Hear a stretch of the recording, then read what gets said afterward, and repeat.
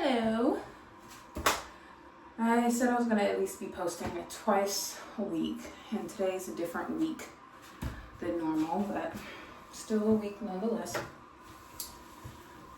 And I'm in my bathroom trying to figure out what this will be about because I don't know what it's about. I just think it's like about me. And I have a lot of conversations with myself. And this feels like one of them. I keep seeing all of these motivational quotes. We already established that I want to do more than just a 9 to 5. But they said that rushing can kill your presence. Make you skip and miss over parts that seem, it seems to be little, but it actually matters so much. Some of the little stuff stays and sticks with you most of your life, and some big things change, and vice versa. But if I rush through life, I'm not really feeling anything, and I'm not really living it. I'm just trying to skip to the part that I want to get to already. And the next one, it was something like, fear kills possibilities. And there's like this whole thing of like fear of success that a lot of people in this generation have. And there's so many possibilities to succeed in so many different places. But the possibilities do scare people. And my biggest fear is not taking advantage of those possibilities. To end up with a 9 to 5. And don't get me wrong, a lot of people in our last generation, they would have loved a good job that just lasts them years and get to retire. But now, as we look at what's happening now, retirement seems like you will never retire until you die. I don't want that. There's a lot of, I don't want that. I don't need that. You don't need that. Nobody needs that. For them to keep pushing back retirement, for them to keep having us work, pay to live, pay for insurance, pay for this, pay for that. To the point where our pockets are always empty. So we never get to enjoy the money that we do have. And when we enjoy the money that we do have, we feel bad for the money we've spent because we could have saved it. But save it for what? For them. For them. That's how it always is. We're just giving and giving and giving to them that we feel like we can't give to our families to help them, and we can't give to anyone because if you give to them, it's hurting you. And that's not true. Because there's a little bit of money that you put to the side that's for yourself, that you can give to others. And people say it will make your way around back to you. It will make its way back to you. And I've seen people that it does that for. But I don't know why I didn't believe that at least it would do that for me. I haven't always been the kindest person, but I've never been the worst either. I've never been rude for no reason, except for some people at Walmart. Customers might think so. But clearly I think differently. The last one was stress kills gratitude. And I'm still trying to wrap my head around that one. Still trying to figure out what that means. Still a little confused, to say the least. Because when you're stressed out, I guess, well, actually, no, I know. When I'm stressed, nobody else matters. What you do for me doesn't matter because I'm stressed. I can't get out of my own bubble. All I know is that I have a million things to do and I haven't done one of them. When I tell y'all that the journey of adulthood is no joke, I be having deep conversations with myself all the time. And then when a friend or somebody asks for advice, somehow I have the wisdom and the words to give it to them and they understand. But when it comes to myself, I don't really have any wisdom or words. I just do it. And I give no appreciation to myself or nothing. I wonder why is that? Why do we do things for others easily? While it's never always been just giving people money, I would be an open ear for anyone that needed it around in my life. And I keep thinking that people struggle regardless, and they're stressed out too. There's like 1 million people that's stressed out in this world, and all I really focus on is myself, and somehow that brings me out of the illusion that it's only me. And whenever I think about how fear holds people back, fear has held a lot of people back, and they regret things. Like how I was in high school and how I was in middle school. And I wished I had joined communities to make more friends that would have probably lasted me a lifetime. But instead, I stayed home and I got a job and made friends with 30-year-olds and 20-year-olds and things like that. We never went out. Except for the people who were around my age, were like 2 years older than me. Just got out of high school. I went out with them. And I grew from how some of those relationships ended or just grew apart. But I don't want to regret not doing this, if that makes sense. I don't want to regret not being able to continue my schedule, because I wrote down a whole schedule of how I want my weeks to go, but I know I can't control anything, and everything's gonna happen however it happens. Even if I want it to happen differently, it's gonna happen regardless. I can be a whole lot of fun to the people around me, and I realize that I make an impression on people very dearly because I'm very authentic and I'm very me. And I make people feel like a safe space. People call that Mother Nature. They said, you're very parental, like you give a mother. And I remember looking at them and I was like, oh, we're gonna fight. Because I'm not a mother. Bitch, I'm a mother, but I'm not a mother. I serve, but I'm not a mother.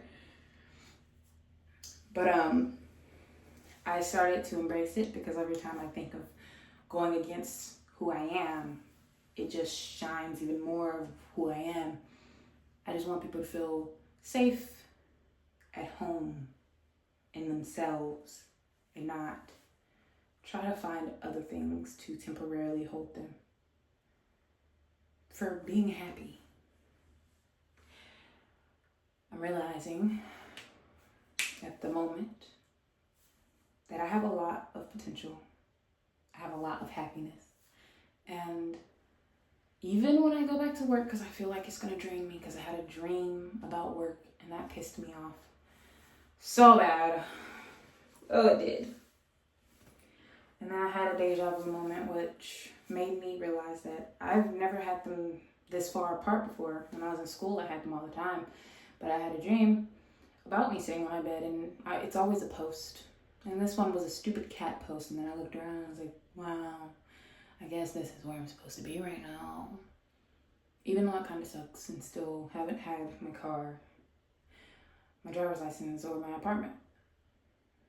And it's kind of scary being on this side, but it's also kind of exciting because I have so many possibilities that I can do at my age that my parents couldn't do. And I imagine how hard it would have been for them to get those jobs that they were so grateful for. And I have a job at a Walmart that back then that was a good thing. Oh my God. And not to mention, it's overnight, so I'm making about a good, almost, I want to say $20 an hour, but it's not even that much. But you get it. And that was enough for them to build a home, keep a family. Unfortunately, I don't have my parents to help me anymore. I know that they would love to, but unfortunately, they can't. And I always talk about how I don't have people to really look up to, like parental figures. or aunties and uncles. I've never had like a bunch of older people in my life that I look up to, because all I've seen is pretty much a mess. Yeah, bunch of mess of people that need therapy. And they all had their own issues, but they still made it a very big thing to still be around family, because family is what matters, because they're your family. But I've never felt like I've been in places with family, so I made my friends my family. But the thing with that is that they're not really your family. But I treat them like that, regardless.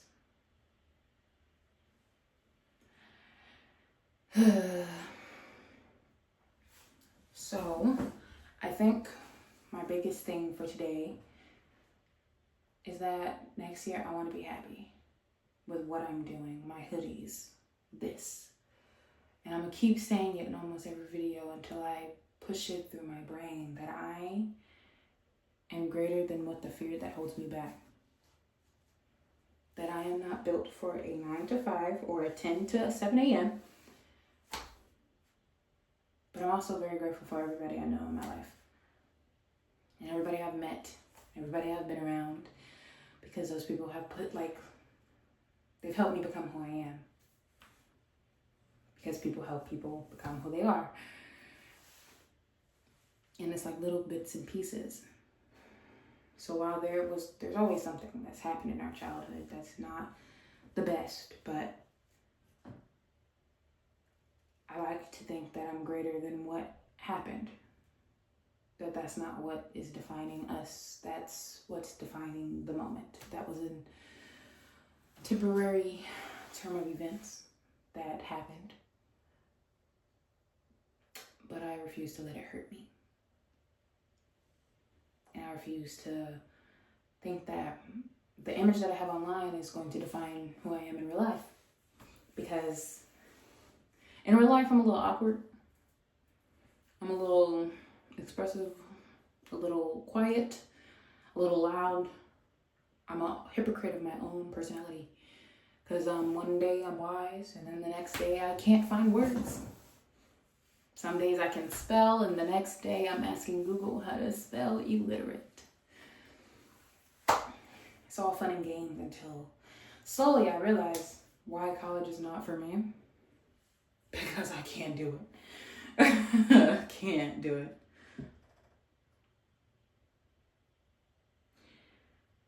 I just want to do so much. And I'm trying to make the word want disappear and be able to say I'm doing so much. And if I could think about what I'm doing now, it seems minuscule compared to everybody else that's in college and stuff. But I don't want to be in college, so I don't know what I'm comparing myself to. I have friends that are in Paris who are younger than me, and they've been on trips to Paris, to Brazil, to all sorts of places.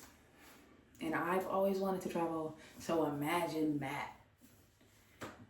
Imagine being jealous. Girl! Ain't that crazy? But it's normal, I think. Because they're doing amazing, and I feel like jealousy is a form of happiness towards them. Because you're just like, look at all of what you have and all that you've done. It's great. And all I've done is make impressions on people, and I think that's all I want to do. So I'm just going to keep doing it. We'll see how it goes. We'll see. We'll see, because sometimes I'm going to make mistakes, and ooh, that just ain't it. But I refuse to let stress, fear, or what was the first one? Rushing myself to do these things, because it's going to happen very naturally. As long as I'm going to try to keep up with the schedule and try to do this and try to do that, not even try, I'm going to do, then everything's going to be pretty good. Because I'm pretty good. I've actually barely cried except for at shows. Girl, I put lotion on. I should not be itching. But except at shows, I've been content with, I do have a job. It is 10 to 7 a.m. And while this is not what I want to be doing, it's helping me get to where I need to go because it's paying my bills. And it's helping me save at the moment. And my goal is to make the money that can take care of me and my family and me and my friends if need be. And a decent amount of money that just holds me. My car, my apartment, my insurance, my healthcare. All the things that I can't get out of having. At least not in America. Healthcare. We get free healthcare in Canada, I think. How dare they? But regardless.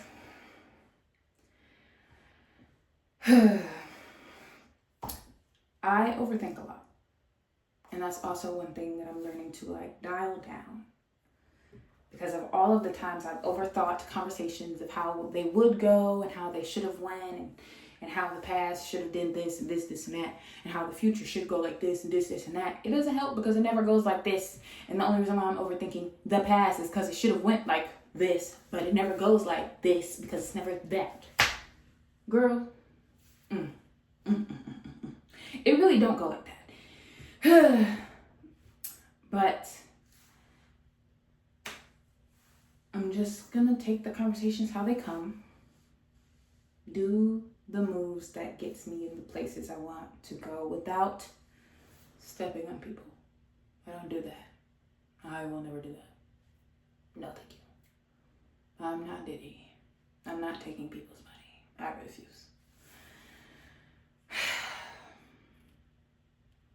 But yeah, today,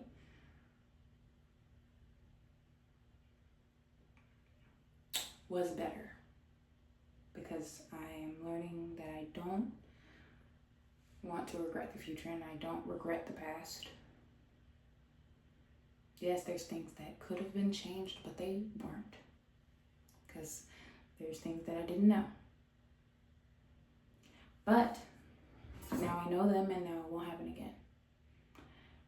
Now I know a lot and a lot of things won't happen again.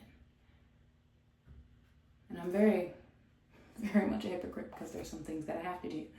That is like the scariest leap of faith that you gotta take in yourself. And I'm like, but who gonna believe in little old me? Little is crazy, I'm 6 foot, but still, who gonna believe in me?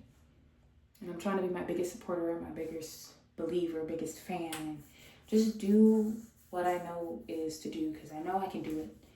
I know you can do it. I know we all can do it if we wanted to. But dang,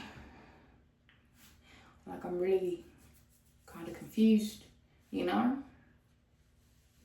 I'm confused on what's next because I'm going to do this for a good amount of time. I'm going to keep doing what I'm doing. And what scares me is that I don't want to have a routine, but I know that a routine is what's going to get me to not having one. So it's a lot of thoughts. It's a lot of things. And I think I have a lazy eye because I keep looking at this camera. I'm like, I have a lazy eye. Anyway, I'm just happy for now. And tomorrow I might be sad and I will take it and I will strive with it. But for now I'm happy and hopeful that tomorrow will make and be as happy as today. I'm not super duper happy over the moon, but I am neutral in parts of my day, but happy nonetheless because all I've been doing is watching TV for a couple of days. And I like to say that if this is rejuvenating to the child in me that doesn't get to sit down without feeling like I'm not doing anything, because we're not in a rush, people. Things will happen how they happen. And if not, sometimes we grow out of the ideas that we have for ourselves and something else comes along. And now that's the dream that we want. So if dreams change and goals change and ideals change, then they change. But for now, they remain the same, and I'm going to keep striding towards those. Without fear, without stress, and without rushing myself. Whee! But that's it. That's today's video, I guess.